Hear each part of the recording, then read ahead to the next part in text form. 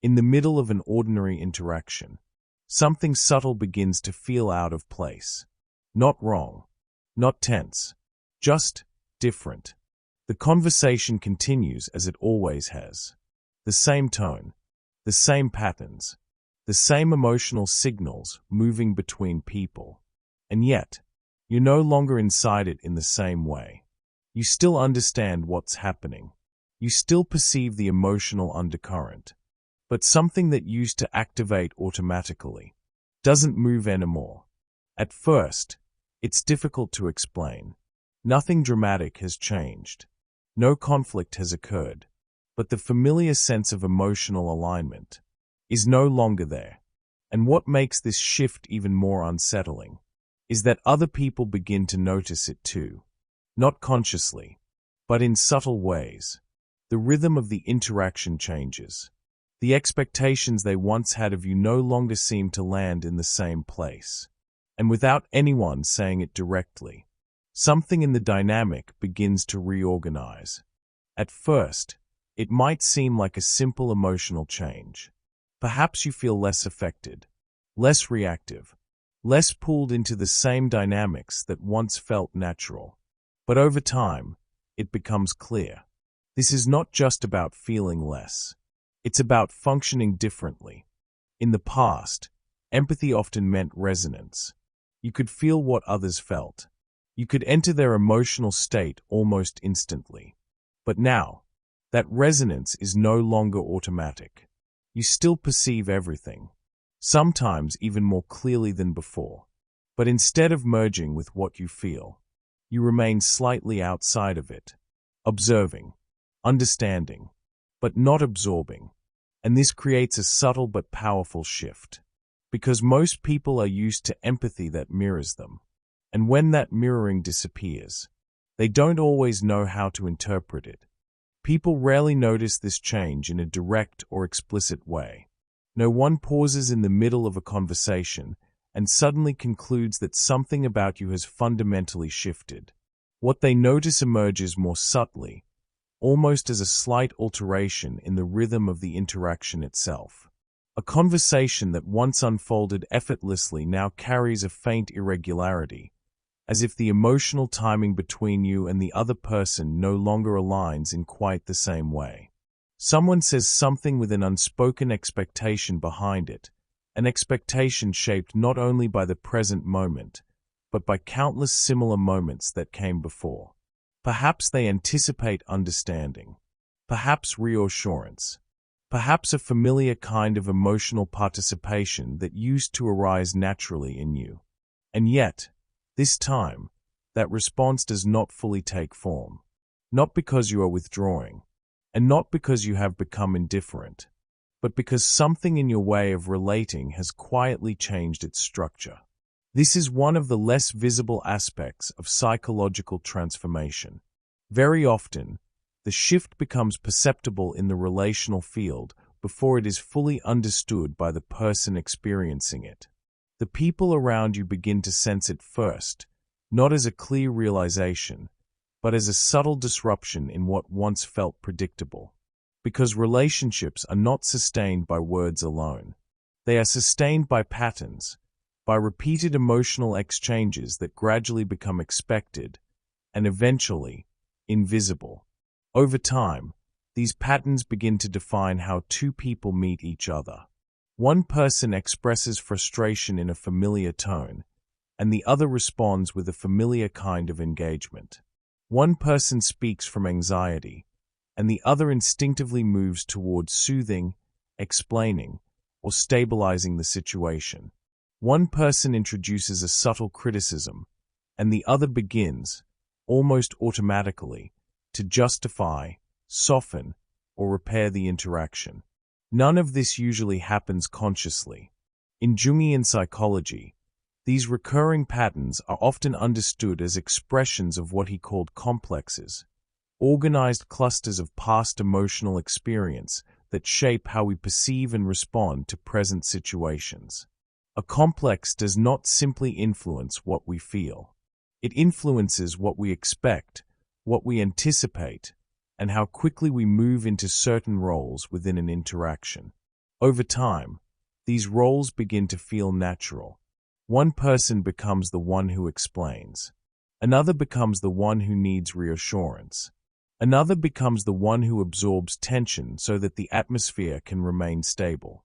But when awareness deepens, something begins to shift at the level of these patterns. The same situation appears. The same emotional signals are present. And yet, the response that once followed automatically now slows down, or does not fully form at all. You are still present, still attentive, still capable of understanding what the other person is experiencing. But the interaction no longer pulls you into the same immediate participation. And that subtle change is enough to alter the entire dynamic. Because most interactions rely on continuity. They rely on the assumption that the same signals will produce the same responses. When that continuity is interrupted, even slightly, the effect can be disproportionate to the size of the change. A small pause where there once was immediate engagement can alter the tone of a conversation. A simpler response where there once was elaboration can shift the direction of an exchange. A calm presence where there once was emotional resonance can make the interaction feel unexpectedly open or unexpectedly undefined. Often, without realizing it, the other person will try to restore the previous rhythm. They may repeat a point with more emphasis, expand on what they are saying, adjust their tone slightly, as if searching for the familiar entry point that used to exist between you. And when that entry point no longer responds in the same way, something begins to feel less stable. Not necessarily uncomfortable, but no longer automatic. Jung observed that when a person begins to withdraw identification from a complex, the behaviors and emotional responses associated with that complex start to lose their compulsive quality. The reaction does not disappear, but it is no longer inevitable. And when something that once felt inevitable begins to change, the entire relational field reorganizes around that absence. Sometimes that reorganization creates more clarity. Conversations become simpler, more direct, less charged with unspoken expectation. But not every dynamic adjusts so easily. Some connections depend more than they appear to on emotional repetition. They depend on predictability, on the quiet assurance that certain responses will always be available when needed. And when those responses begin to change, even subtly, the interaction may enter a period of uncertainty, not through conflict, but through small shifts. A conversation that feels slightly shorter than before. A moment of silence that carries a different weight. A sense that something in the exchange no longer resolves in quite the same way. From your perspective, the change may feel almost entirely internal. You are still there, still listening, still capable of understanding.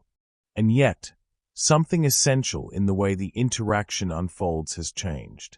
And that is often the first sign that this shift has moved beyond emotion and into something deeper. At some point, the shift moves beyond how you respond and begins to change how you see.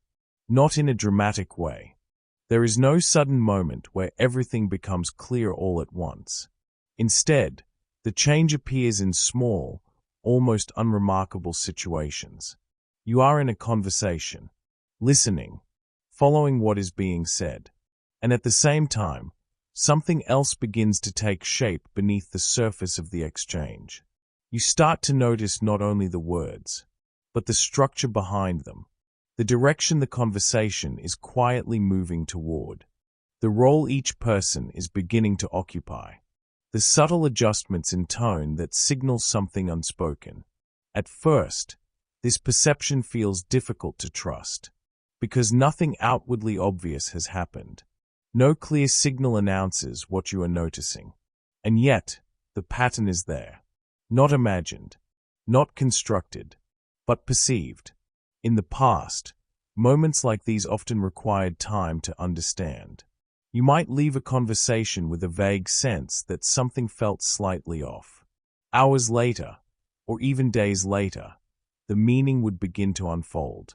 You would revisit certain phrases, certain expressions, trying to understand where the tension had actually begun. But now, that delay begins to disappear. The understanding arises while the interaction is still happening. You hear a statement that sounds supportive on the surface, but subtly shifts responsibility away from the speaker. You notice a pattern in which one person consistently positions themselves as misunderstood, regardless of the situation. You begin to recognize how certain conversations slowly guide you into a defensive position without ever stating that directly. And once you see it, the entire interaction reorganizes in your perception. Not because anything new has been said, but because the underlying structure has become visible. Carl Jung described this kind of perception as a deepening relationship with the unconscious patterns that organize behavior. In most people, these patterns operate invisibly. They shape interactions without being recognized. They guide responses without being questioned. But as awareness expands, these underlying structures begin to enter consciousness, not as abstract ideas, but as direct perception. You are no longer only experiencing the interaction. You are seeing how the interaction is being formed. And that shift has consequences. Because once a pattern becomes visible, it becomes difficult to participate in it in the same way. You can still engage, still respond, still remain present in the conversation, but the automatic quality is gone. The sense of being carried by the interaction no longer operates in the same way. Instead, there is a kind of quiet distance, not detachment in the sense of disconnection, but distance in the sense of clarity. You see the movement of the conversation as it unfolds. You recognize the emotional currents without being pulled into them. You understand what is happening without needing to merge with it. And this changes something fundamental. Because most social dynamics rely, at least partially, on unconscious participation. They rely on the fact that the people involved are not fully aware of the roles they are stepping into. They rely on the continuity of patterns that remain unseen. But when one person begins to see those patterns clearly, the dynamic itself becomes less stable, not because it is being challenged, but because it is no longer operating invisibly. And this is often where a deeper realization begins to emerge. What you are experiencing is not simply a reduction in emotional reactivity. It is a change in the level at which perception itself is operating. You are no longer relating only to what is being expressed. You are relating to what is organizing the expression. And there is a moment, subtle but unmistakable, when this way of seeing begins to change how the entire interaction feels from within. You are no longer trying to understand what is happening. You already understand it. What changes is your position in relation to it. In the past, perception often led to involvement. You would recognize something and almost immediately begin adjusting yourself in response, clarifying, softening, explaining, or, at times, absorbing the emotional weight of the situation without fully noticing that you had done so. But now, that sequence no longer completes itself in the same way. The perception arises, and instead of pulling you into the dynamic, it creates space around it. A space in which the interaction can be seen more clearly, without the immediate need to resolve it, respond to it, or participate in it. And within that space, something else becomes possible. You begin to notice not only what is happening, but what would normally happen next. The familiar continuation, the predictable escalation, the moment where the conversation would usually move into tension, explanation, or emotional reinforcement. And for the first time, you can see that continuation before it unfolds. Which means, for the first time, you are no longer inside it. And that distinction marks a different stage of psychological awareness. One that is not defined by intensity, but by clarity. At a certain point, this shift stops feeling like a phase. It no longer appears as something temporary, a moment of increased awareness that might eventually settle back into familiar patterns. Because the changes do not move in that direction. They continue, quietly, but with consistency. What once felt like a series of small adjustments begins to reveal a pattern of its own. You start to notice it in simple moments. You are listening to someone speak, perhaps a colleague, explaining a situation that seems, on the surface, completely ordinary. The tone is familiar. The structure of the conversation is familiar. You have heard versions of this many times before. And yet, as you listen, something else becomes apparent. Not in what is being said, but in how it is being organized. You notice how the story subtly shifts responsibility, how certain details are emphasized while others are left out, how the emotional tone is guiding the interpretation of the situation without ever stating that directly. In the past, you might have responded to the surface of the conversation. You would follow the narrative, engage with the emotion, move naturally within the exchange. But now, your attention begins to settle somewhere else. Not outside the interaction, but slightly beneath it. You are still listening, still understanding, but you are no longer relating only to what is being expressed. You are relating to what is shaping the expression. And that difference is difficult to reverse once it becomes clear. Because it is not something you are trying to do. It is something you have begun to see. Carl Jung described an earlier stage of psychological experience in which the individual is not fully differentiated from the emotional and symbolic environment around them. He referred to this as participation mystique, a state in which perception and identification are intertwined. In that state, what is felt around you does not remain outside. It becomes something you enter, something you respond to automatically, often without realizing how quickly that movement takes place.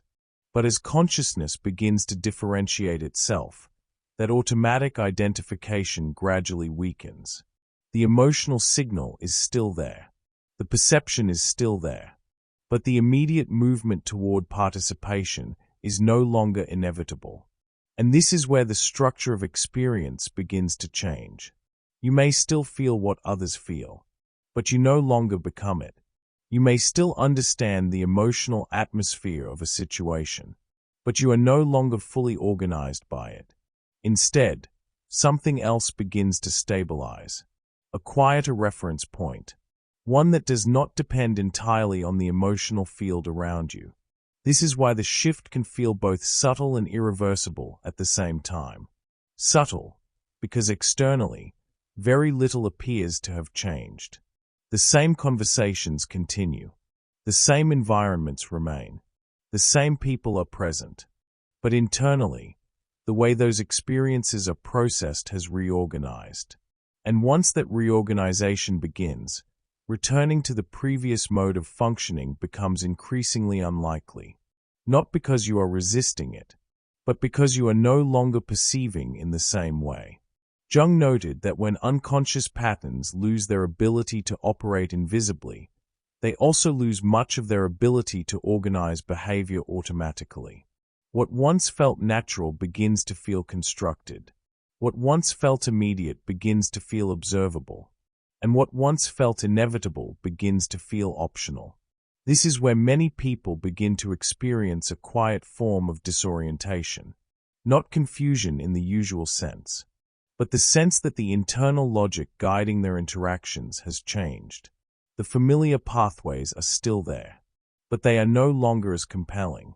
The automatic alignment is no longer as immediate, and in its place, something more deliberate begins to emerge. Not forced, but conscious.